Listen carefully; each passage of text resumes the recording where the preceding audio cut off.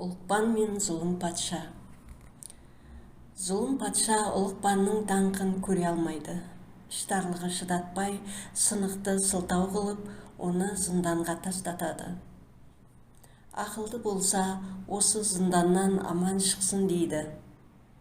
Зынданның аузын көміп, үстіне егін ектіреді. Зынданға қамарда Ұлықпанды сыйлайтын бір нөкер оның қойнына бір дорба құрманы салып жібереді. Зынданда жарты жыл соны азық қылады. Бірде патша ас жеп отырғанда тамағына құрманың дәні тұрып қалады. Көлденең кептелген дәнді ешбір дәрігер ала алмайды. Барлық емші тәуіпті жинап, егер ем таппайтын болсаңдар, бәріңді дарға асамын дейді, қаһарланып. Сонда бір қария тұрып: Ұлықпан деген данышпан бар, әміріңізбен зынданға қамалғалы жарты жыл болды. Өліп қалмаса, мұның емін сол білер деді. Патша дереу зынданды аштырып, әлсіреп жатқан Ұлықпанды шығарды.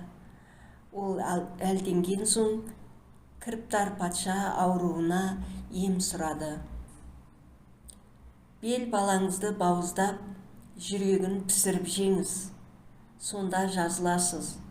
Болмаса, ажалыңыз осы дәнектен деді. Патша шошып кетті. Ақыры уәзірлері үгіттеп көндірді. Ұлықпан оның баласын байлап сарайға алдырды.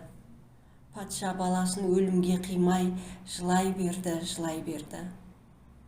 Хакім оған: жүрегіңіз шыдамас, баланы тасалап перденің арғы жағында бауыздайын деді. Ұлықпан перденің артына білдірмей бір қой әкеп жасырды. Сосын: ей жігіт, саған ажал, маған бұйрық келді, әкең үшін құрбансың деп, баланы емес, жанында қойдың өңешін пышақпен орып жіберді.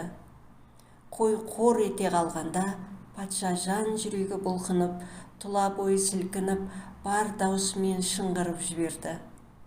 Сол кезде іріңдеп тұрған тамағы бырш етіп жарылып, құрма сүйегін аузынан атып жіберді. Өзі де есінен танды. Сәлден соң есін жиып қараса, баласы алдында отыр. Ұлықпан: балаң аман деді. Патша оған риза болып, сый-құрмет көрсетті. Қоштасарда: мен саған дұшпандық қылдым, сен болсаң мені ажалдан алып қалдың, қалайша кек алмадың деді патша. Сонда Ұлықпан хакім: жақсыда кек болмайды, кек болса тек болмайды. Кімнің кеудесінде кек болса, соның жүрегіне хақтың нұры дарымайды деген. Ақылды адам дұшпаннан дос жасайды, достан батыр жасайды, бауырдан тәуір жасайды. Зынданға салдың деп кектеспеймін, құдайсыз қурай сынбайды. Бірде сапарлас сергіме бөтен ауылдың балалары қиянат қылды. Соның ақсын әперемін деп, жалған дау көтеріп, құн төлеттім. Әділ Құдай себепсіз басқа іс салмайды депті. Тыңдағандарыңызға рахмет. Біздің арнамыз ұнаса, лайк басып, тіркеле кетіңіздер.